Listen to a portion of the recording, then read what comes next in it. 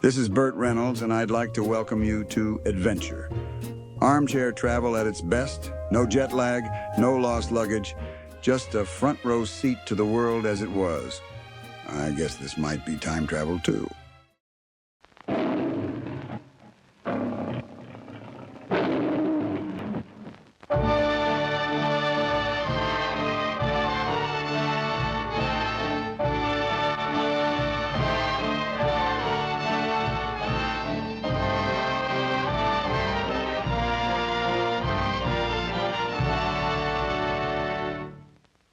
Behold, the Valley of the Kings in ancient Egypt, the largest and oldest burying ground known to man, where the ashes of oblivion now enshroud the mortal remains of mighty pharaohs, the dictators of ancient Egypt. The gigantic pyramids which formerly marked the graves of pharaohs proved to be conspicuous landmarks for tomb robbers, and chiefly because of this, a remote and desolate part of Egypt was chosen as a burying ground, and it is now known as the Valley of the Kings. But even here, the tombs were plundered in ancient times, and in modern times, archaeologists have labored here with fruitful results.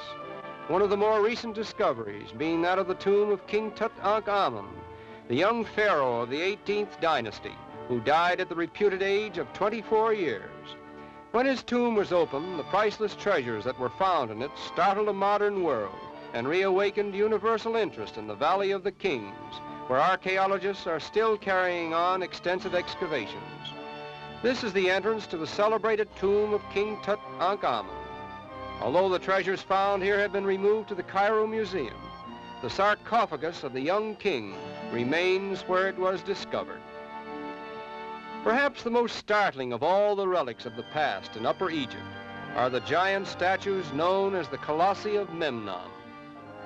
Centuries before the Roman Empire was founded, these colossal and weird figures were sitting out here in the valley of the Nile, silent sentinels of time, guarding the royal tombs that are hidden in the barren hills behind them. This is Luxor, site of the ancient city of Thebes, where one may find comfort in the best of modern hotels, and at the same time live in an atmosphere of peace and antiquity, amidst the famous ruins of Upper Egypt.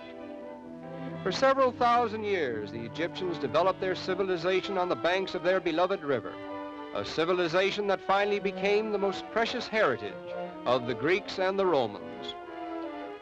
The Temple of Luxor, which was built about 1,500 years before Christ, is a remarkable tribute to the architectural genius of the Egyptian pharaohs. The unusual dry climate has made it possible for these columns to stand as we see them now for more than 3,000 years. 3,000 years. We must keep this element of time in our minds to best appreciate the architectural achievements of man in an age that knew nothing of modern machinery and very little of the modern methods of construction. No people, ancient or modern, ever conceived the art of architecture on so broad and grand a scale as the old Egyptian pharaohs. They may have been tyrants and slave drivers, but they interpreted life in heroic proportions and left the record of it in their temples. On the walls of the numerous temples at Karnak may be seen the pictured story of a people who seem to have a passion for recording the daily routine of their lives in stone. Indisputable records that perpetuate the memory of the founders of what the Western world now calls civilization.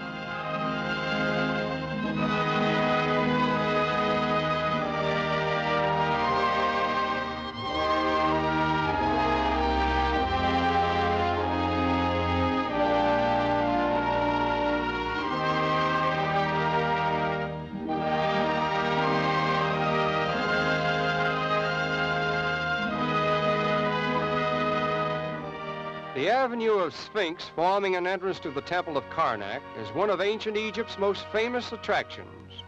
And inside the walls of the temple may be found some of the best preserved examples of Egyptian architecture, including the famous Karnak column, which no visitor fails to observe.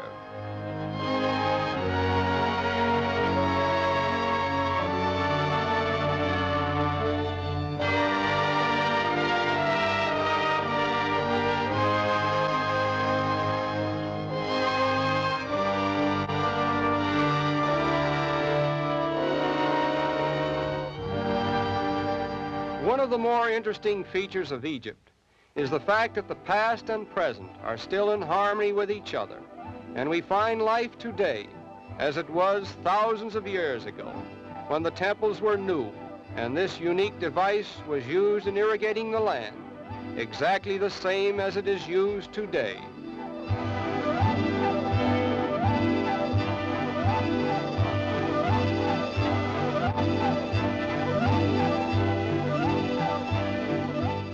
Around and around the wheel turns, generation after generation and century after century, a picturesque symbol of unchanging Egypt. Older than the water wheel is the desert well, which in this instance is manipulated by a blind man who doles out a limited supply of water to his daily customers.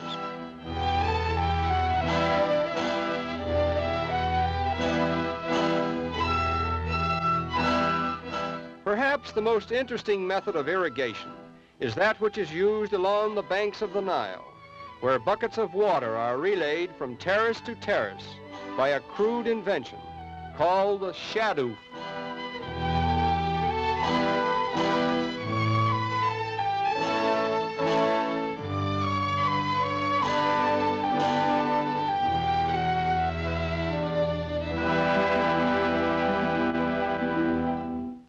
The total length of the Nile is about 4,000 miles, and for almost half of this distance it flows through the vast Sahara Desert, transforming the fertile path it creates into a narrow strip of habitable soil, which forms the chief source of life for about 13 million inhabitants. When we consider that the ancient Egyptians were the reputed founders of the Western civilization, we wonder why the progress which they made so many thousands of years ago could have been restrained so completely that their descendants who toil along the banks of the Nile today have changed but little in their way of living these past 3,000 years. Although we wonder at this primitiveness, we are overjoyed that the manners and customs of ancient Egypt still prevail in the valley of the Nile, giving to the land of the pharaohs a halo of romance that is fittingly expressed in song. Of the Pharaohs, land of joy and sorrows, and of love's beguiling, where the golden glow of twilight blends into the long night in the valley of the Nile, while under the spell of mystic palm trees swaying, I hear voices of romantic lovers saying, Egypt, kingdom of the pharaohs, land of joy and sorrows, in the valley of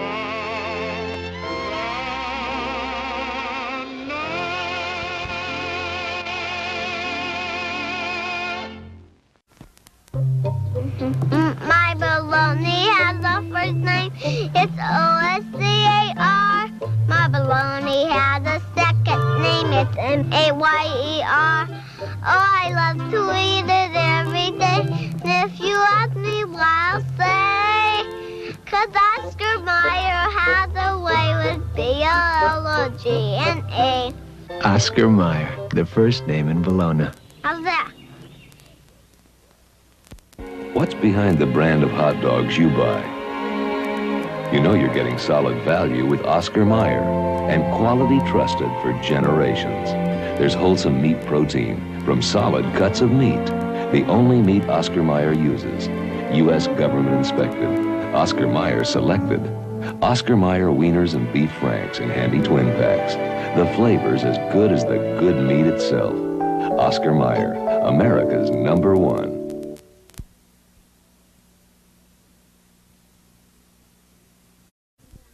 Now, here is a corn lover, and there's nothing more gratifying to a corn lover than to know that her mother has given her delicious Del Monte family-style corn. More people eat it than any other corn like it. It's a special strain developed to be sweet and tender. And when a corn lover is eating Del Monte corn, she probably doesn't need to hear me talking about how good it is, right? Well, then I'm just going to go into the living room and talk about corn to the sofa. Nothing's too good for Daddy and me. Mom brings Del Monte home.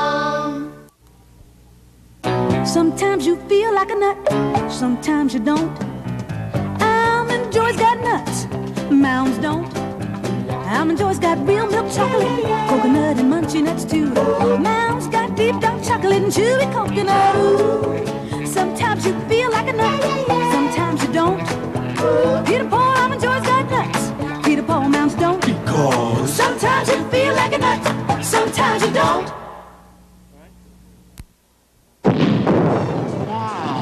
Danny, sounds like you've accidentally invented a thermochemical energy source. A scientific wonder becomes a nightmare. Someone's walking around with enough explosive to turn the city into a pancake. A power that could mark the beginning of the end for the $6 million man.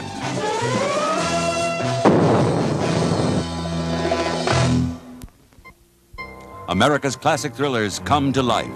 The Hardy Boys' Nancy Drew Mysteries. An adventure into suspense. There's got to be a way out of here. You used to go with her? Forget that. Oh, Professor, do ghosts leave footprints? The adventures of America's favorite young detectives come to television. Follow that ghost. The Hardy Boys' Nancy Drew Mysteries.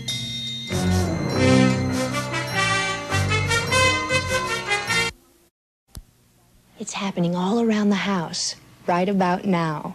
I'd like a Triscuit. I'd like a Triscuit. I'd like a Triscuit. I know my family, and when they'd like a snack, they'd like a Triscuit wafer. Great with cheese. Or with a dip. Neat with jam. Or just by themselves. And they really are good.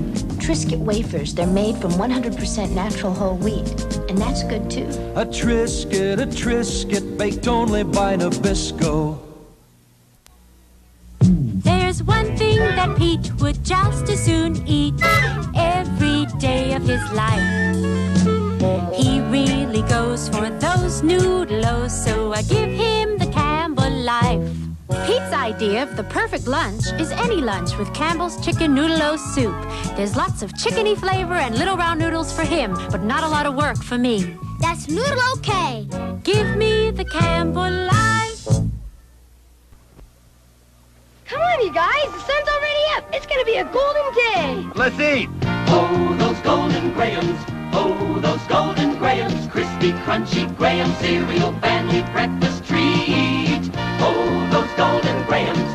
Oh, those golden grahams. Golden honey. Just a touch with Graham's golden wheat. It's a great tasting part of a complete breakfast for the whole family. Try those golden grahams and have a golden day. Introducing the Kodak Instant Camera with a twist. Meet the Crank.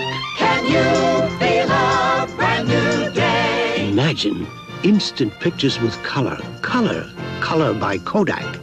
Just crank, crank, crank, and in minutes you get bright, colorful, instant pictures with a textured satin luxe finish. See your photo dealer and shake hands with the Crank. The Kodak Instant Camera with a twist. What you're about to see is the world's most revolutionary telephone switching invention. We call it Super Switcher. It has almost no moving parts, yet handles 4 times more calls than its predecessor. It required an investment of $400 million, but should ultimately save $1 billion a year. And soon, every major American area will have one. Looks dull, eh? Well, imagine that each of these cars is a long-distance call. This new invention can handle over 500,000 an hour. That's 5 days' traffic on a busy Los Angeles freeway. Super Switcher. It should go a long distance to prevent traffic jams on your long-distance calls. The Bell System. People using technology to help keep down costs and improve service. Keeping your phone system the best in the world. You know, I once rode an elephant in India. Actually, that might have been the circus in Tampa. Either way, it made a big impression.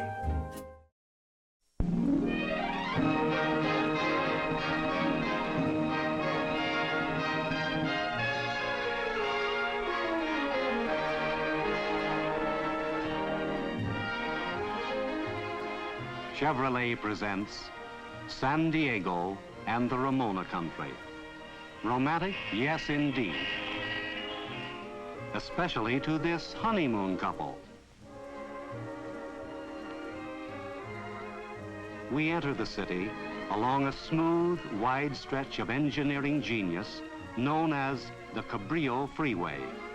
San Diego Mission, parched by the sun for nearly 2 centuries, still stands as a landmark of worship. In the heart of San Diego, Balboa Park, with 1,400 acres of vivid floral pattern, is called the garden spot of the world.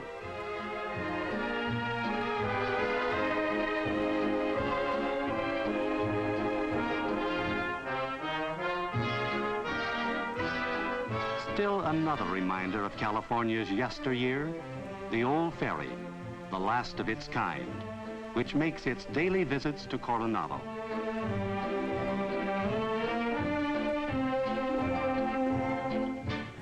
A short trip from the mainland takes us to romantic Coronado by the Sea and the Hotel del Coronado, famous resort playground of the area. In the valley of San Jacinto, the Indian girl Ramona comes to life every year in pageant and play and legend. Here, Ramona was married. Here, her lover, Alessandro, was killed. Yet Ramona is a fictitious character who lived only in a book. Heading away from Lake Elsinore and the Ramona country, we come to another famous spot, Capistrano, inspiration for poet and dreamer. Yes, California is a land of legend, but of reality too. You and your family can enjoy the vacation thrills of this fabulous land. No matter where you live, you can reach it quickly, comfortably, and with utmost economy. Travel this year the roads to romance, to places you have always wanted to go. And when you travel, go in one of the quality motor cars your Chevrolet dealer has to offer. It will be your magic carpet to the land of your heart's desire.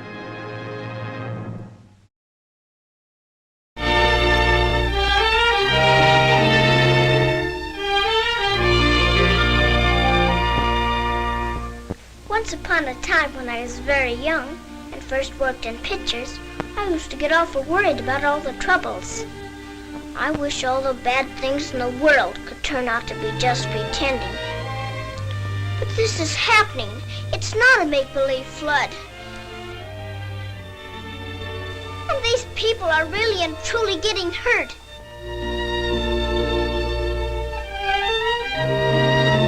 And this is honest to goodness trouble. But my mommy told me about some people who help. The American Red Cross. I'm all dressed up like one of them. Whenever there's trouble, they're right there to help people. And they give them clothes to wear. And they feed them. And doctors to make them well. And places to live. It costs a whole $1 to join. And that's an awful lot of money. But won't you please try hard to find that much? So as you can help?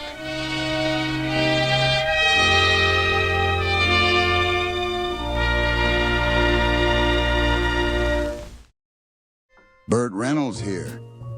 One of the best parts of making movies was the travel. Europe, South America, even the swamps of Florida. Not all of it was glamorous, but it beats sitting at home.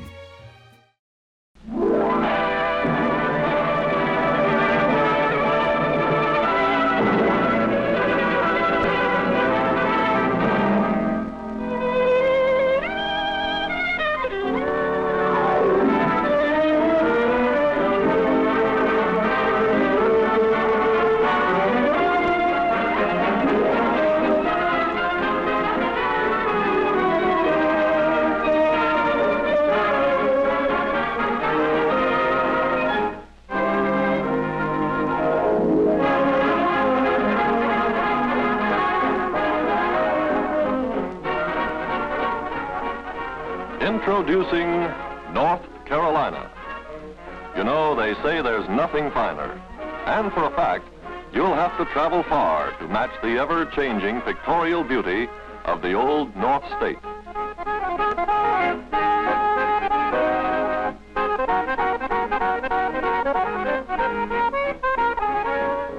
Probably there's no place more beautiful to begin your acquaintance than here on the Blue Ridge Parkway, the sky-high avenue that winds along the crest of the Appalachian Range. For more than a century, travelers have visited this mountain country. 100 years ago, they came on horseback, in stagecoaches, and ox carts. Today's travelers enjoy the same scenic vistas, traveling in comfort and safety along America's most spectacular mountain boulevard. There are no trucks or buses on this highway, not even a telephone pole to mar the visitor's view.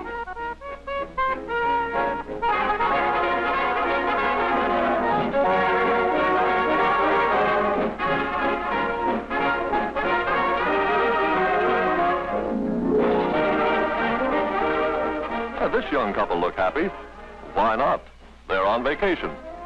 And they've come to North Carolina because they've heard that here they will find all the things they want to do and see, all the way from mountaintops to ocean shore. You know, it's not every state that can boast of high ranges and a coastline ideal for swimming, boating, and fishing. What a wonderful way to settle that old question, which shall it be, the mountains or the sea?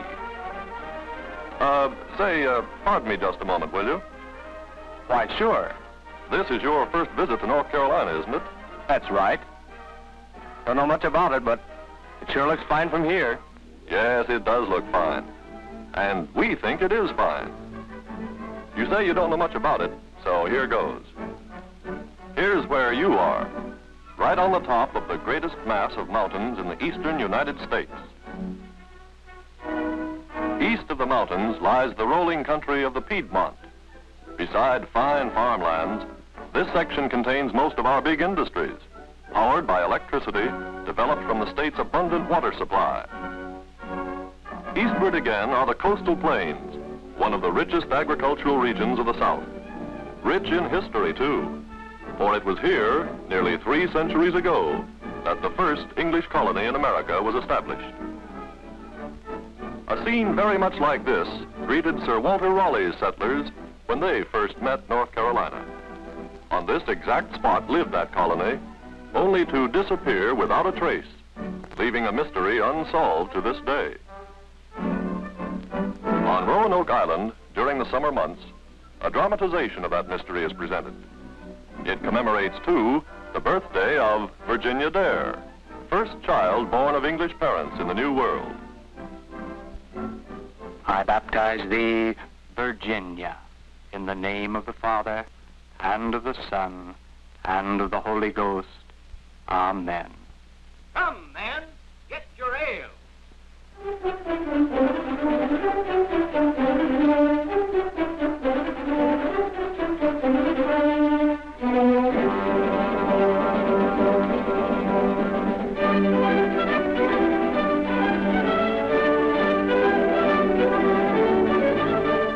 Although this first attempt at colonization was a failure, later settlers were successful. Not far from Roanoke Island, North Carolina's first permanent settlement was established. The town of Bath, which centers around this old church built in 1690. Throughout the state, landmarks in its history and progress are found. One of the most stately of these is Orton Mansion, established in 1725, symbolic of an era of colonial prosperity. This tower overlooks the campus of the University of North Carolina, first state university to open its doors in the United States. Dear to the hearts of all alumni is the Old Well, for 150 years a favored meeting place of undergraduates. You know, North Carolina seems to have a knack for staying in the headlines of history. On windswept Kill Devil Hill, this towering pylon marks the spot where the Wright brothers challenged the skies, making the first powered airplane flight. Proud of its past, It is small wonder that the capital city of North Carolina is named Raleigh, in memory of those first brave settlers on Roanoke Island. Confident of the future, the people of North Carolina have built many thriving cities. Charlotte, the Queen City, largest in the state and center of industry, trade, and transportation. Greensboro's strategic central location makes it an important distribution point. Tobacco capital of the world, Winston-Salem. Durham is another important tobacco and manufacturing center, and it's the home of Duke University, one of the most heavily endowed schools in the United States. These handsome Gothic buildings, set in a spacious campus, attract many visitors.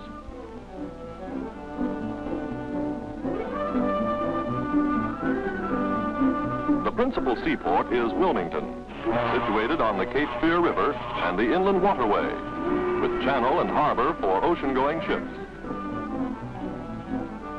In a setting of emerald forest and blue hills is the city of Asheville, high on a plateau between the Blue Ridges and the Great Smoky Mountains.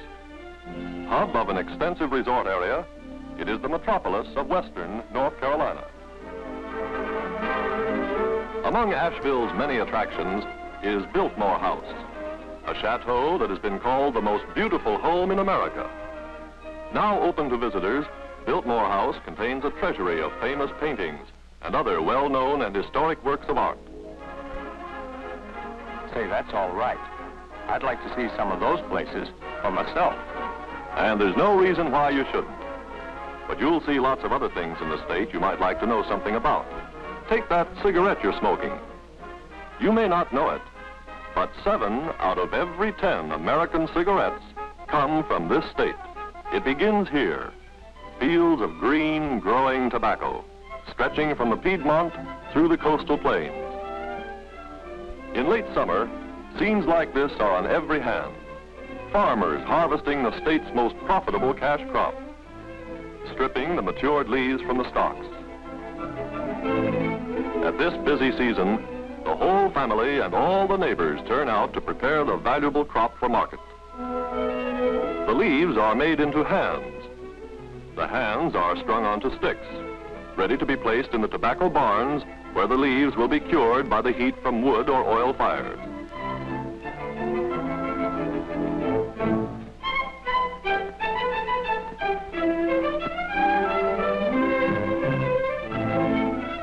This curing gives the tobacco the characteristic golden color, which means market time, money in the bank, the necessities and the comforts of life for the whole farm family.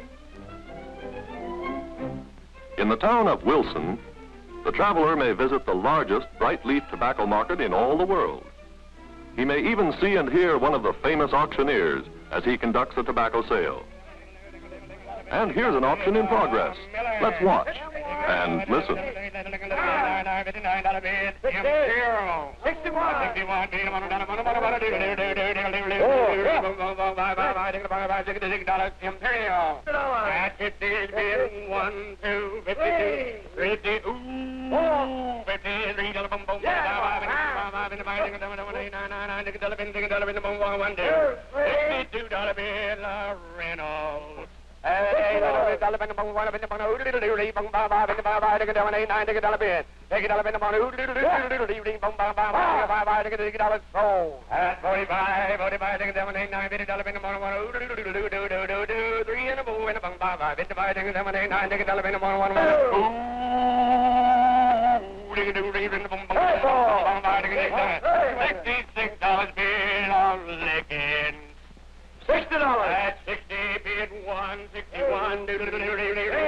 Long years of careful aging are still necessary before this tobacco will be ready for final processing.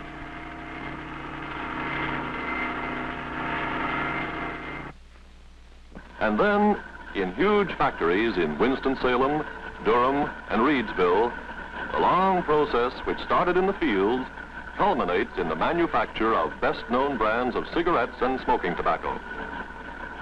This factory, ships an entire trainload of cigarettes every day of the year. And brother, that's a lot of smoking. There's another interesting angle to this cigarette business. Most of the paper used in cigarette manufacture comes from this large modern plant. A nationwide search for water of unexcelled purity ended here on the banks of the sparkling Davidson River near Brevard. Domestic flax and pure water are essential items in the production of this super high quality paper.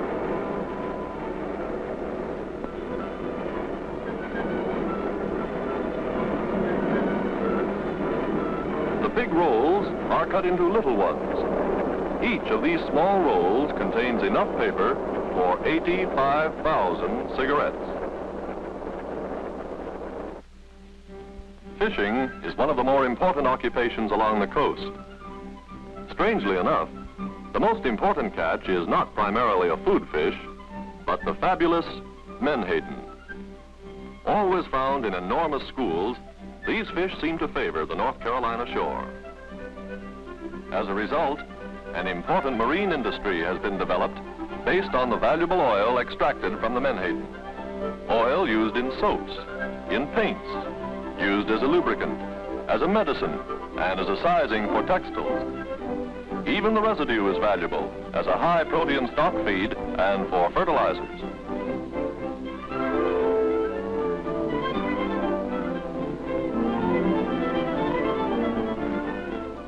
Well, I guess it's true most everywhere. Old and young alike go for goobers, or crisp, freshly roasted peanuts. North Carolina grows her own with a good share for the rest of the country. The loamy soil of the coastal plain is dotted with hundreds of fields. In early autumn, the tuber-laden vines are taken from the ground and stacked to dry. Later, harvesting equipment moves into the fields to separate the nuts from the dried vines.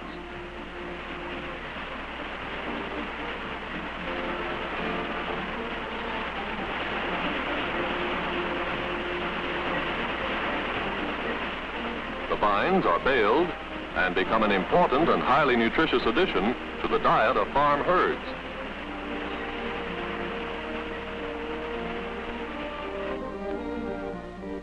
Peanuts themselves are made into dozens of products and hundreds of byproducts. But the most familiar form is Old Man Peanut himself, roasted to a golden, tasty brown.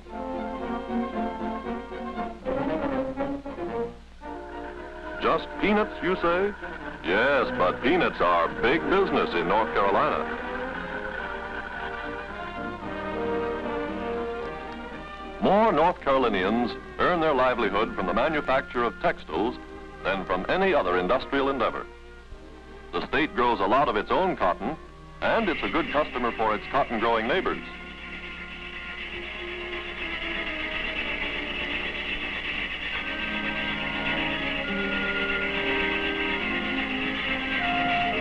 The fleecy bolls are transformed into yarn, and the yarn is woven into colorful fabrics, eventually to appear on markets around the world.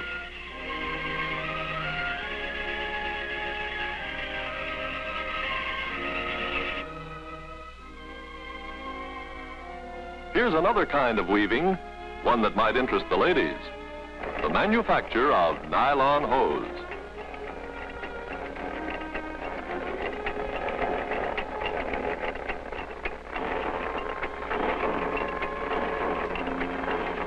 This is uncolored nylon, awaiting only the magic of chemistry to produce the myriad shades to please any lady's fancy.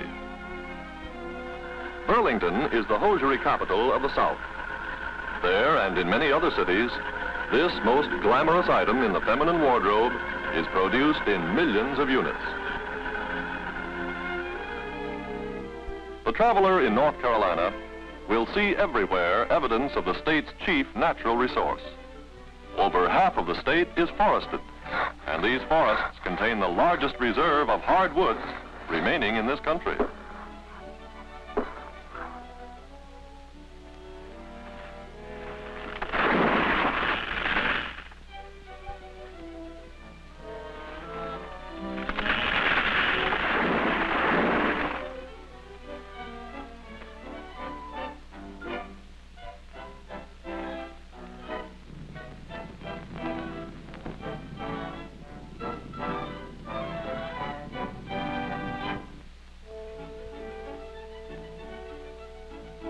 Hundreds of thousands of acres of the best lands have been set aside as preserves, where scientific lumbering and reforestation assure a never-failing supply of this essential material.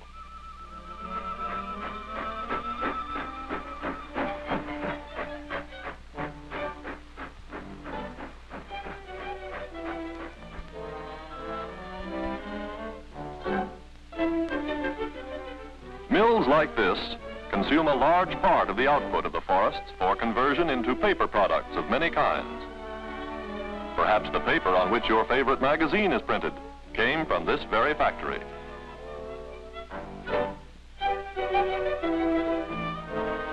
Besides paper and paper products, over 3,000 manufacturers, making everything from rayon to radio cabinets, depend on the forests of North Carolina for their raw material supply. Chief among these industries is the manufacture of finished wood products, centered at High Point and Lenore. This state leads all others in the fabrication of fine furniture. Here's an interesting operation. This multiple carver enables one operator to shape 24 identical pieces at one time.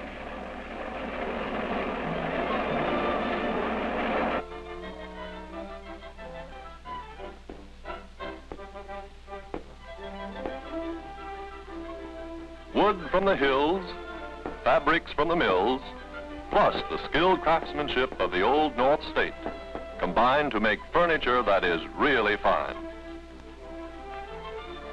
Furniture that one day may grace your living room.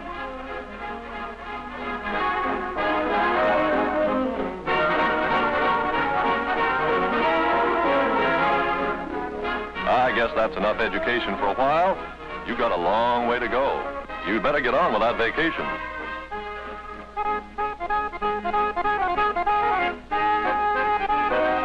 All right, Mr. Traveler, what's your pleasure? Is it scenery you're after? Modern highways will take you past cascading streams and sparkling waterfalls, to azure lakes rimmed by high hills, to spectacular Chimney Rock with breathtaking views,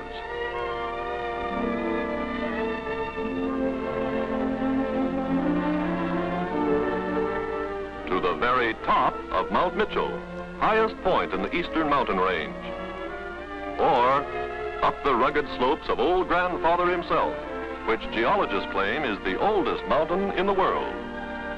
In spring and early summer, the hills burst into a symphony of color with displays of rhododendron, of mountain laurel,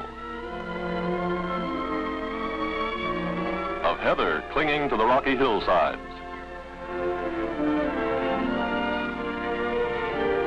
and the flame azalea, found nowhere else on this continent. Everywhere you go, you'll find settings of incomparable beauty. In fact, nice settings for your own vacation photographs. And you don't have to go far west to enjoy dude ranching. Modern, mile-high resorts provide facilities, plain or fancy, for the Wild West fan. Most popular national park in America is in the Great Smoky Mountains. Readily accessible by automobile, it is threaded by marked and graded trails, leading the adventurous vacationist to points of interest denied to casual motorists. While you're visiting the park, don't be surprised if you meet a friendly bear or two. Interesting acquaintance, yes, but don't get too chummy. Mr. Bear's idea of a love pat is the human equivalent of a knockout punch. If meeting bears or footing it aren't your ideas of fun, you may prefer the comforts of one of the many modern resort hotels or lodges with sports and recreation right outside the door. Something more modest? Many visitors prefer a cozy mountain cabin.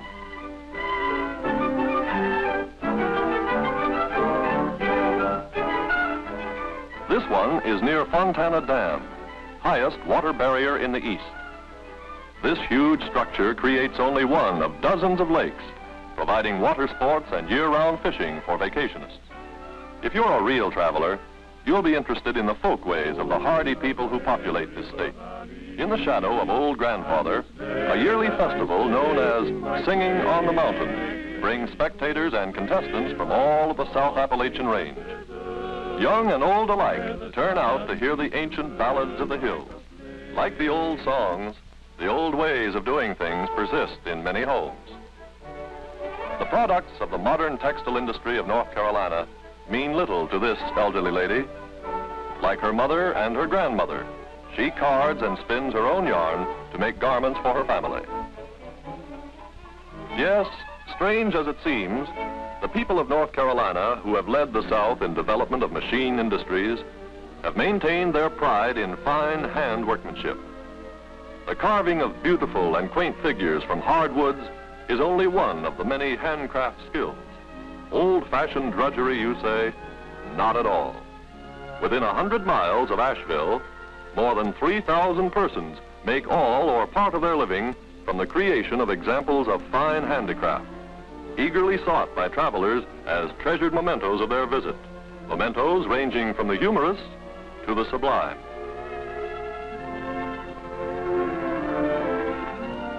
Say, this is a pretty scene. Looks like one of our vacationing friends.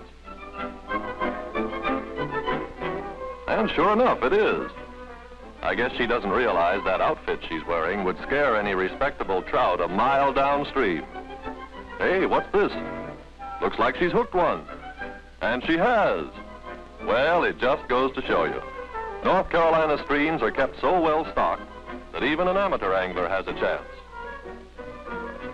The state even reserves one trout stream exclusively for women fishermen. Wonder where her husband is. Well, no sooner said than done.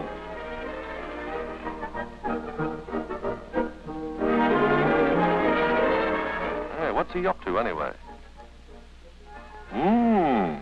Looks like a little campfire cookery in progress. Let's go over and see what gives. Trout on the fire. Beauties, too.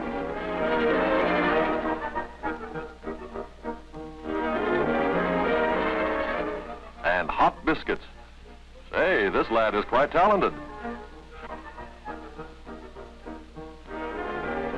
Or if picnicking is more in your line, why not pack a basket and visit one of the state parks or numerous recreational areas set aside for your pleasure? What that keen outdoor air does to the appetite is nobody's business but your own. An interesting novelty is this bridge, built across the highway for the exclusive use of horsemen.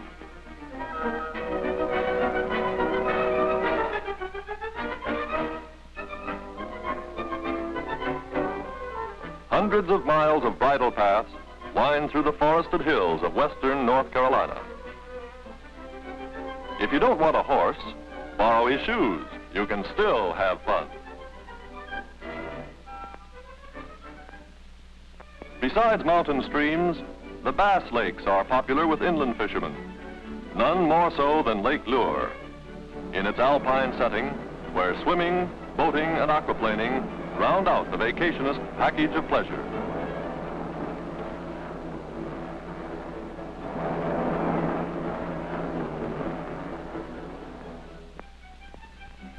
Let's leave the mountains for a while and drive down through the rolling Piedmont into the sand hills.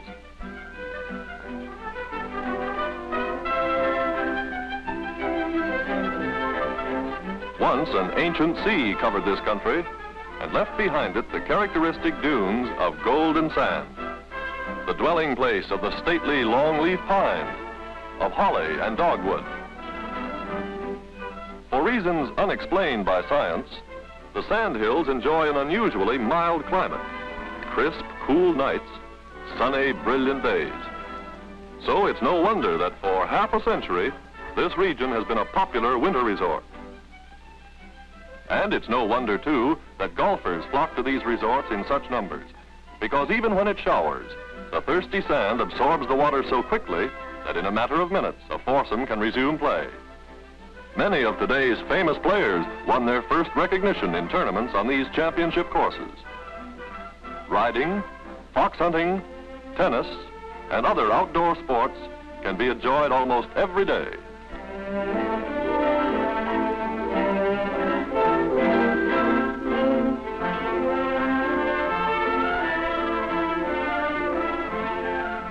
The 300-mile coastline presents two distinct realms of exploration.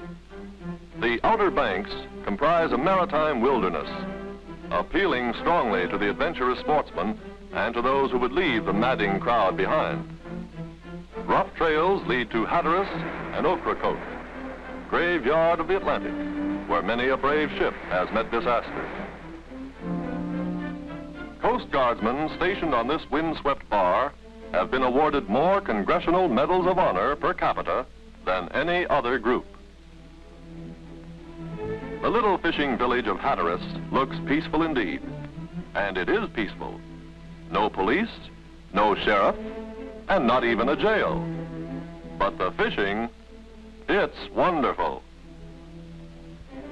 In contrast to the isolation of the Outer Banks are the easily accessible beach resorts. Sun and sand and the tumbling surf make these popular playgrounds.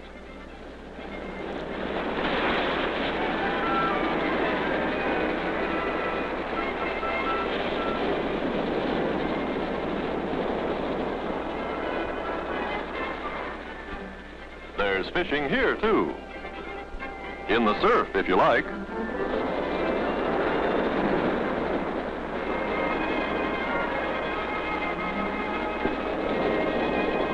Or try your luck from a pier. But some sportsmen take to the open seas. And there in the indigo waters of the Gulf Stream await challenging amberjack, fighting dolphin, the vicious barracuda, Cero, sailfish, bonito, and the incomparable blue marlin. The growing legion of small craft sailormen find in North Carolina's sounds and rivers many hospitable waters for their graceful sport.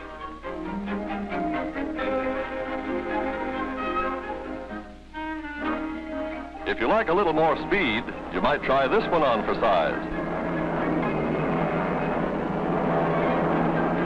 Better practice up a while first, though. It's not as easy as it looks. If you're wondering how to get off these things, just watch. Simple, isn't it? Still more speed? Here it is, and plenty of it, on one of North Carolina's many broad rivers.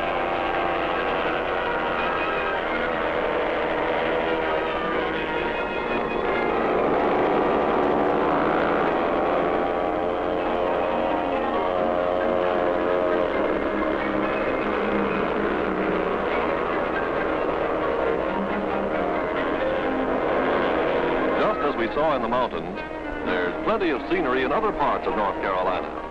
In fact, the scenery along the beach is unusually pretty.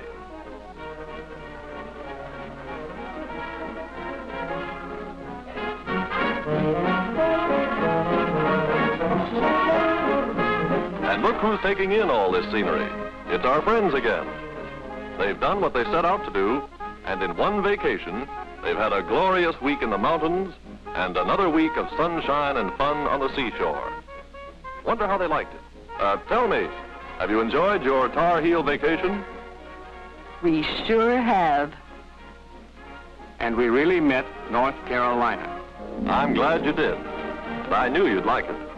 Because for fun, in winter, summer, spring, or fall, North Carolina has them all.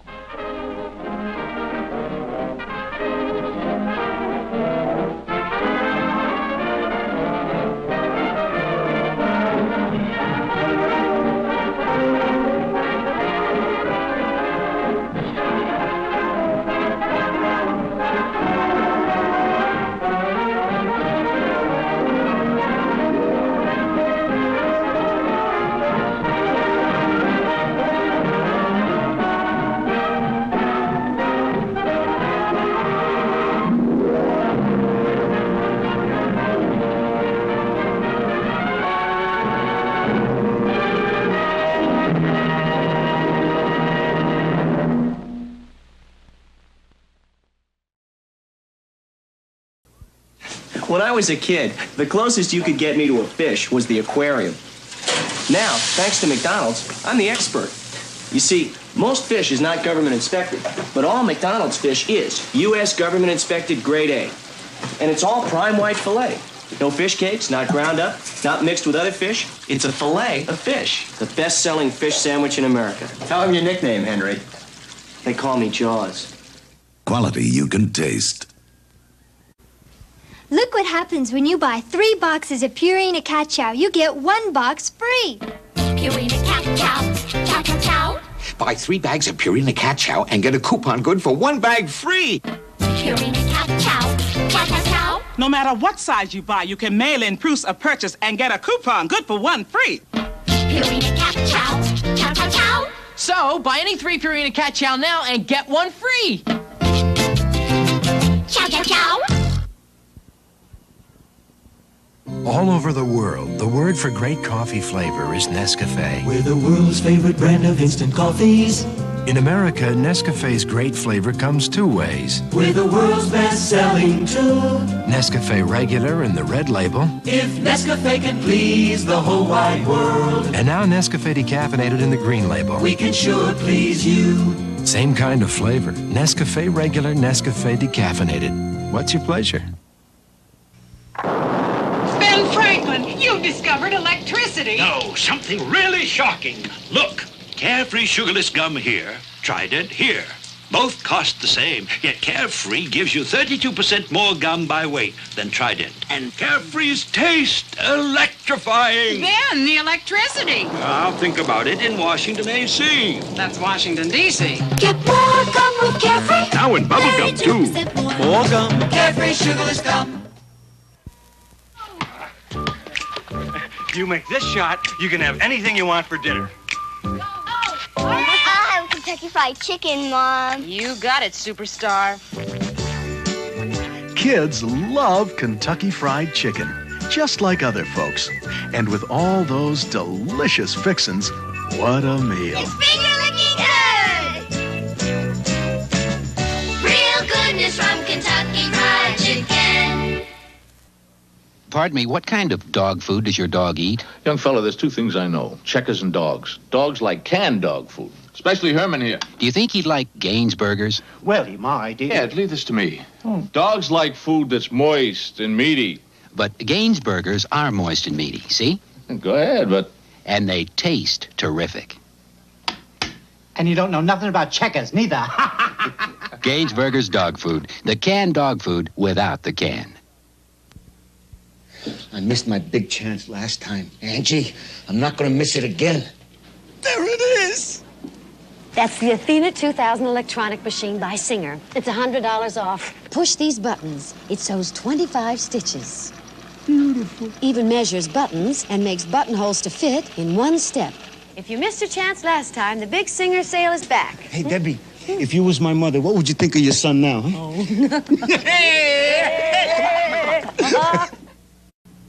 Use FinalNet for 5 good reasons. 1, FinalNet is not an aerosol. It's concentrated with a hold that really lasts. 2, it holds without stickiness. 3, it goes where you want it. 4, FinalNet has no aerosol propellants. 5, this much FinalNet goes as far as this much aerosol. Use non-aerosol FinalNet. It's as easy. Area code 314. St. Louis, Missouri, on the banks of the Mississippi. It's here, on the way north from New Orleans, that the blues stayed for good. Sports and breweries, cereals and chemicals, and the arch, the Gateway Arch.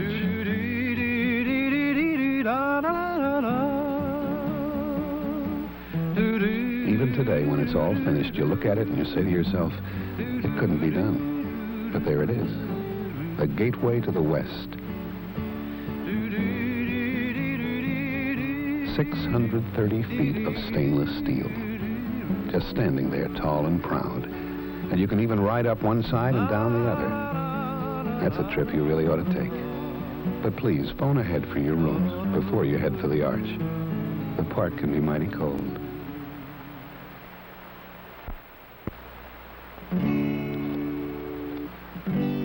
Area code 603.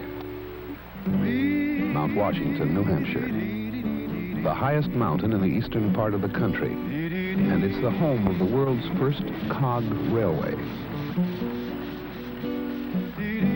Back in 1869, when the railway was first built, a lot of folks said it couldn't be done. But it was.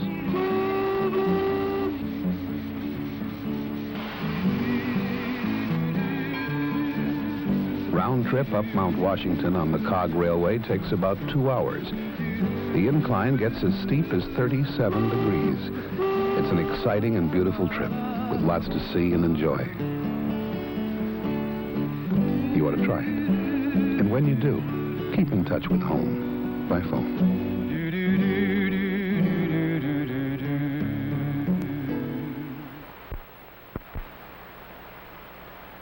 This weekend, and every weekend, you can telephone coast to coast for as little as 70 cents. It all began in Boston, 1876, with Alexander Graham Bell. The first telephone, the first switchboards, the first operators. Soon telephone lines to New York, to Chicago, and westward.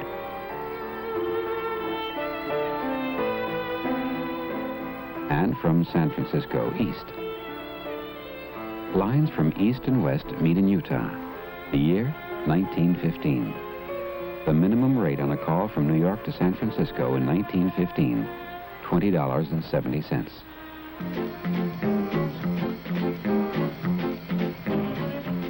Years pass. Phone service expands, and long-distance rates drop dramatically. The minimum rate for a coast-to-coast call by 1920 was $8.25. 1927, $5.50. 1940, $3.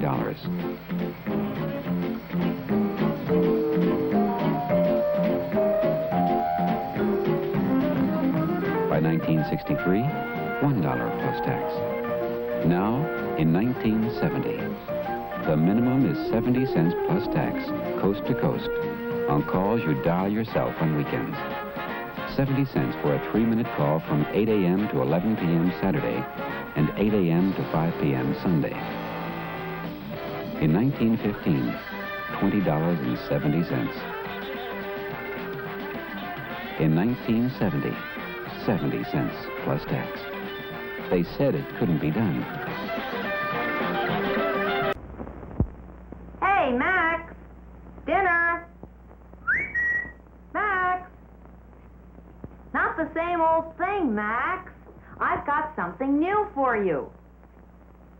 New Rival burgers and gravy. Mmm. Real meatballs, Max. Lots of radiant, broiled, juicy meatballs. Cooked by Rival in good beef gravy. You're a lucky dog, all right, if you ever get here. Couldn't be better if I cooked it myself. You even get proteins and vitamins, minerals, meal. Everything you need. Not that you care, you dog, but I do. I love you. Oh, for goodness sake. Would I lie to you? Here, smell it. That a boy. From now on, I'm feeding you everything Rival. Because when it comes to cooking for dogs, Rival has no rival. You're watching WALT, where Americana lives today.